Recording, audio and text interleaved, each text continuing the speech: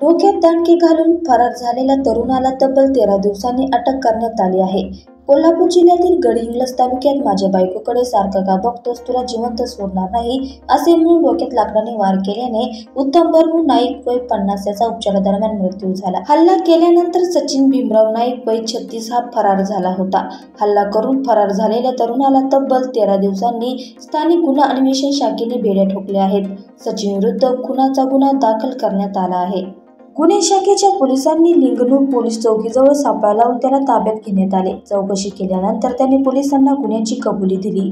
दरम्यान पोलिसांनी मिळवलेल्या माहितीनुसार बिंद्रेवाडीमध्ये उत्तम नाईक व सचिन नाईक हे दोघेही शेजारी आहेत। रविवारी एकमेकांच्या शेजारी असून जेवून झाल्यानंतर बसले होते।